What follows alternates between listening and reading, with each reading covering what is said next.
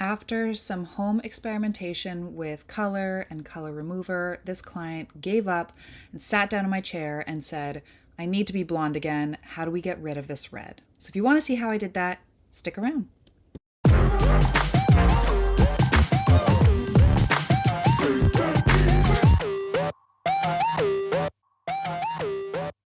This is my cousin Nicki, and Nicki knows hair, but hair did weird things. Nicki recently had a bunch of blonde foiling in through her hair. She has very, very, very long hair, and she accidentally put in a little bit too much 7R into her formula. So she wanted something more strawberry blonde, something on like a level 7, 8 with a ginger undertone, but she didn't want red. When she added in a little squirt of 7R into her color, it turned out like this, and it went Ronald McDonald ass red. Like, this is so red. So basically she freaked out, didn't know what to do, and she used some color remover on her hair, which turned it to more of this kind of bronzy with an auburn tone color to it that she has in my chair right now. And she's been trying to use Head and Shoulders to strip any color out for weeks. She also tried to use a 7 Ash toner on her hair to control the red tones that were left over, but then it made the blonde really muddy. So essentially, this is what we have sitting in the chair in front of us after about, I think it was 4 weeks since she did the red. And today we have two options. We either do a ton of highlights, and whatever's left out between the highlights still has this red tone to it, or we do a full bleach out. So I think you guys know me. I would rather have a fully clean canvas and start from scratch than to put in highlights and kind of work through the red bits over the next 3 or 4 years as she grows out her hair, because she does not want to chop all of her hair off, although we are giving it a good trim today. So we decided on doing the bleach out. So again, this is just one little last clip of what I have before we start. I've put on a Framar back bib on her because this is going to get messy. And again, if you guys know my channel and you know me, this is my favorite Framar product, is these back bibs, because then I can do ultra long hair and not worry about the mess on my chair or on my client.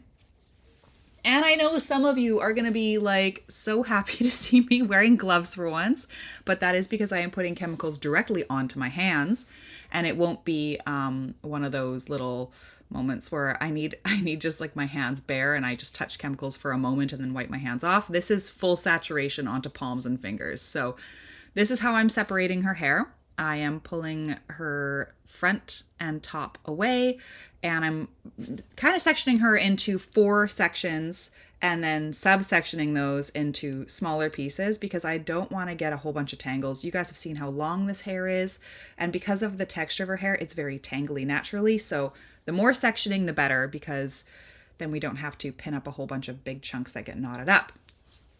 Now, what I have in the bowl right now is Blonde Me by Schwarzkopf, and I've mixed it with a 7 volume developer.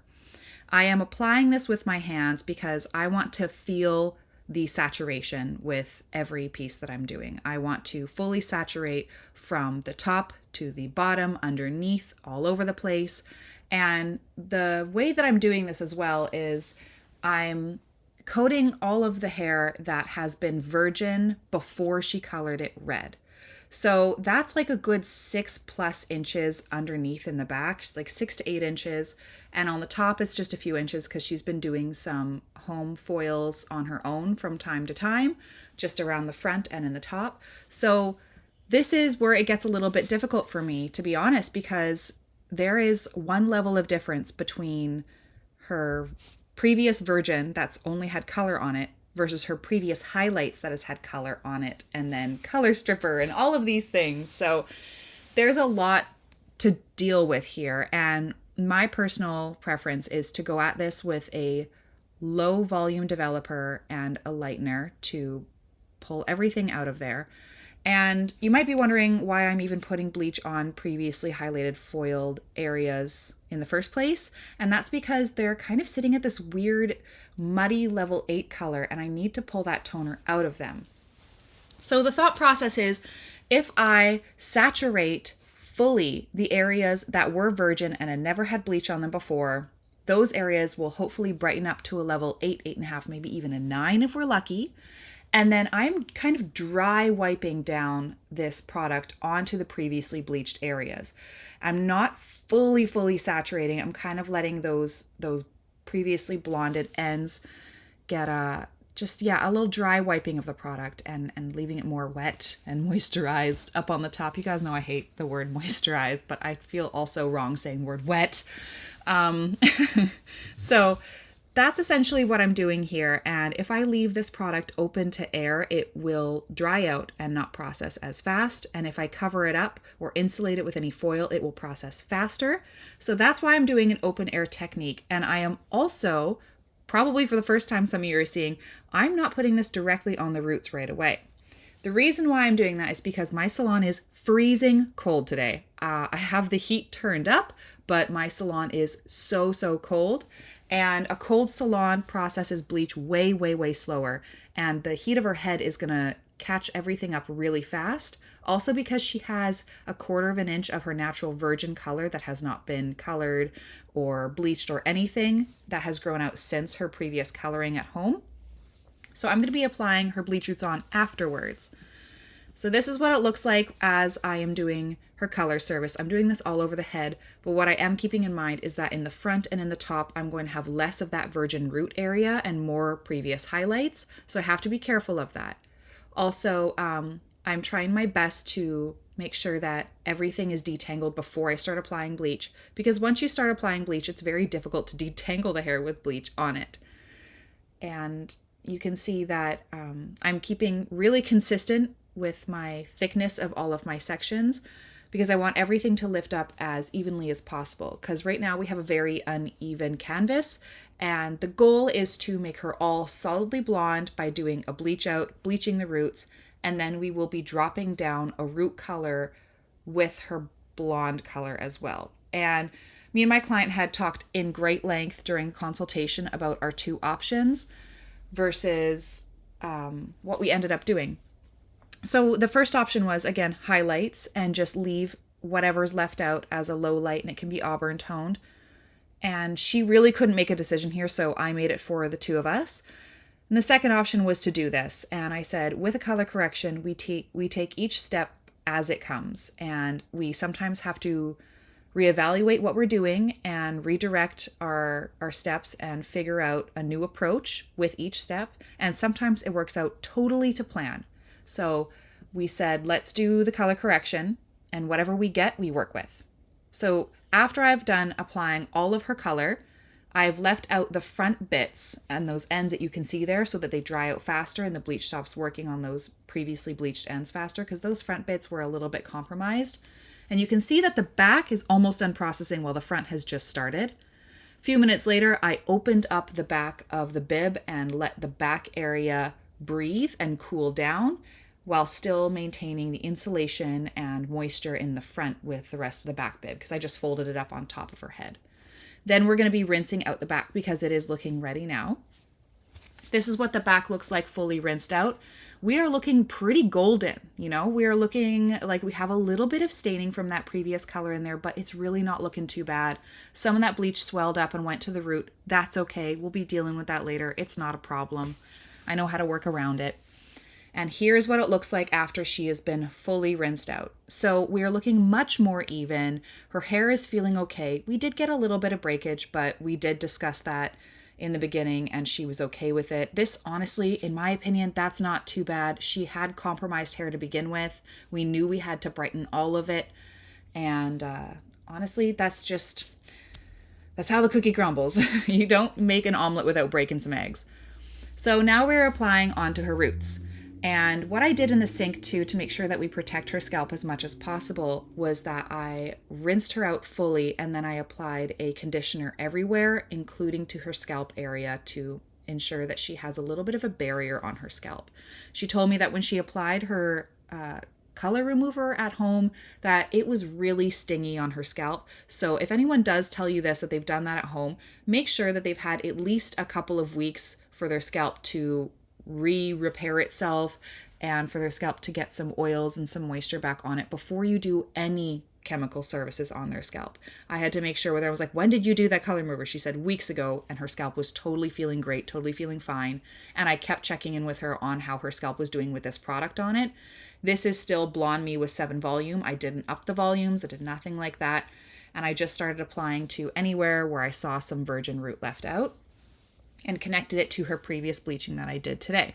So this is what I did overall, and you'll get to see how all of that looks in just a moment here up close to the front. This is one of those things where it's not super easy to connect all of this, but you do have to work fast, and I think with the amount of time that I've been doing bleach roots, this isn't something that is scary to me or something that is, I guess, just intimidating. But if you haven't been doing a lot of color corrections and you haven't been doing a lot of bleach outs, maybe don't start with something like this because it can be difficult when you don't have a solid straight line to work with.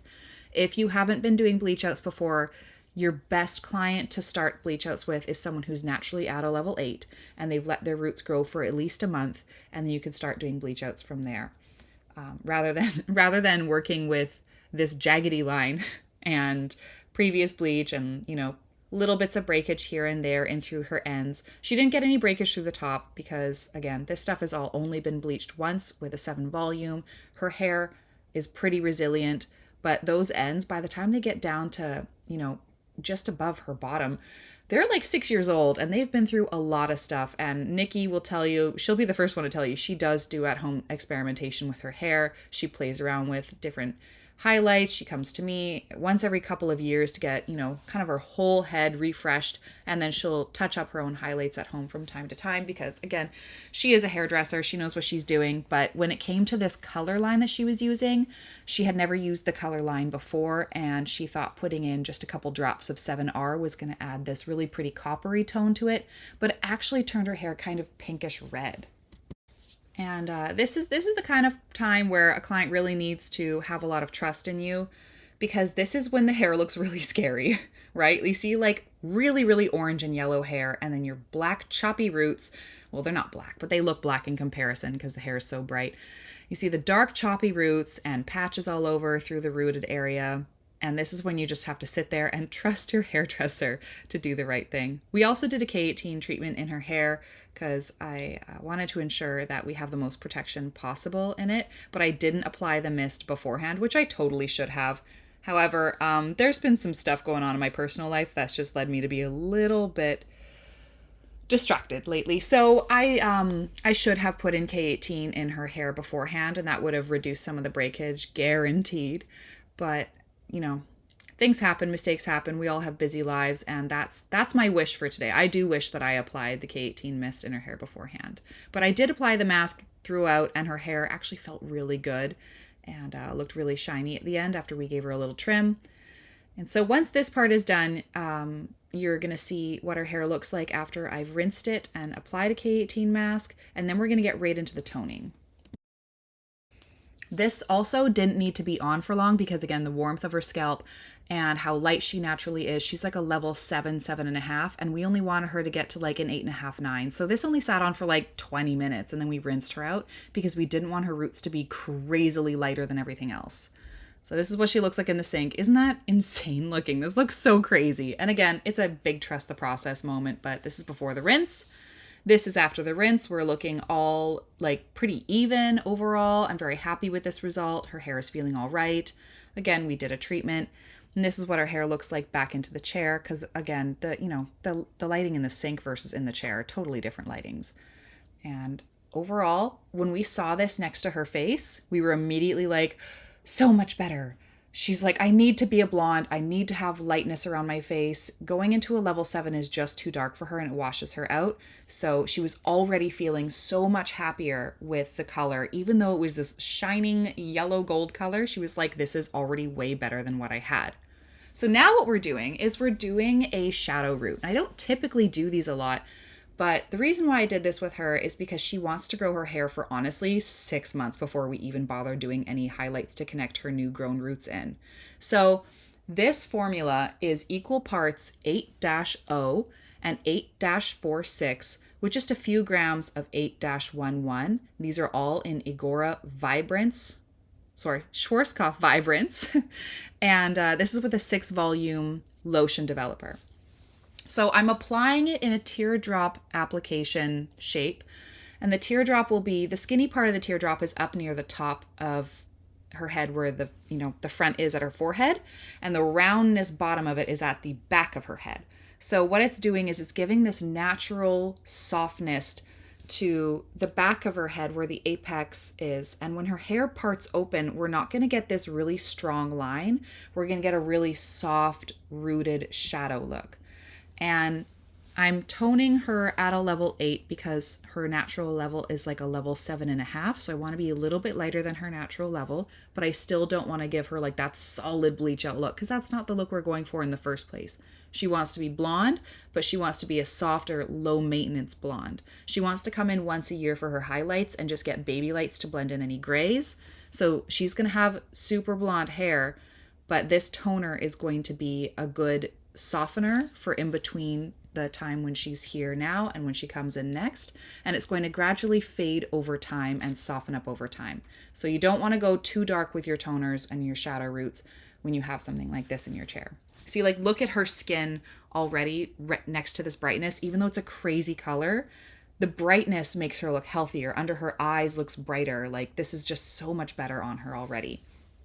What I'm doing with my application for the front here is I'm pulling everything back, and I'm not putting on the shadow root too deeply in here, but I am trying to connect it towards the back. Versus the back, you saw me bring it down a couple of inches. And that's going to create, again, that teardrop shape where it's just very shallow at the front and very deep at the back. And again, yeah, that's going to allow her to have a more soft, natural grow out rather than having a straight across line. And around the money piece, I'm just giving her a little tiny bit of a shadow root. Like very, very little is going in there, but I wanted to make sure that we don't just have this aggressively strong, like money piece Scandinavian hairline looking kind of thing, because that's just not what we wanted here. Not shaming on that look at all. It's just not the look that my client was going for. So we did this on both sides of the head, and then we let it process fully as we have the rest of our toner going in. I'm going to show you my next toner formulation. This is what it looks like when it's only been sitting for about 5 minutes. It's already giving a really soft appeal, but this is probably at a level 9 right now. And we want it to sit for its full 20-25 minutes so it can deepen down, because as we all know with toners, they tend to kind of like fade even with that first wash. So now we're going to be doing our secondary toner, which is the blonde color. And what we have here is really some really fun color theory. So what I'm going to explain here was first the color theory with my shadow root here was an 8.0, an 8.46, and an 8.11. The 8.0 is a natural, it's a brownie blonde. The 8.46 is a beige chocolate blonde. And then the 8.11 has a little bit of ash in there just to control the hair from going too ashy. We're providing balance between warmth and cool in her hair, right? So that's our natural color, and a color with some natural in it is going to have some depth and shadowing to it, which is why it is our shadow root. Now what's difficult here is we still want a differentiation between the root color and her blonde color, but they're both on a level 8. So how do we do that? Well, on the blonde color, we want to just cancel out our orange and our yellow, but we want to keep it as light as possible. But I can't use a level 8 to do that because that will be too much color. So I'm using today a 9-1, just a few grams of it, with almost a full bottle of the tea ice. And tea ice is technically lighter than a level 8. I use it for my level 9s and 10s, but I'm using it just to kick out that orange and yellow color. And look at how already it's toning and making the difference there. My client's mouth is totally wide open, but this has only been sitting on for a couple minutes and it's already working its magic, and it's not going to go too dark.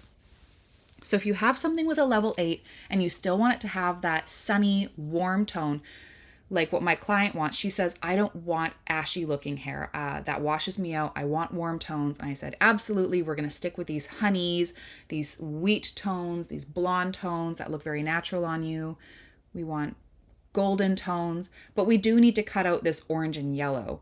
So we are going a level lighter than what we really are at. with our toner, and we're using some soft ash tones like what's in the tea ice in Schwarzkopf with a 7 volume. And that, as you can see, is it's just strong enough to cancel out orange and yellow, but still leave in those nice gold tones. And it's just doing a little bit of control, while the root color is actually providing some depth and balance to her roots, and it's going to blend. This is what it looks like after it's processed for 25 minutes. That level 8 looks super dark, but don't worry, because when we wash it, it brightens all the way back up. And like, look at how beautiful this is. Like, she still has a sunny, super bright blonde. I'm so happy with the results, and so was she. We gave it a nice healthy trim and some new layers and some face framing, and my client was like, I can't believe you did this. She was so happy. She's like, I haven't been this blonde in forever, and the shadow root is so soft, and it provides that depth that she wants to have everywhere around the scalp so that she can grow out her hair for a long time before needing to get any highlights. And again, by the time that her highlights appointment comes up, her shadow root has going to be faded quite enough so we can see where her previous bleaching is and connect everything really nicely. What do you guys think about this transformation? Is there any thoughts, or would you have done anything differently? Please let me know in the comments below. And of course, if you guys are here for the first time and you like this video, please click the like button. It goes a long way for me. And remember to subscribe, and I'll see you guys at the next one.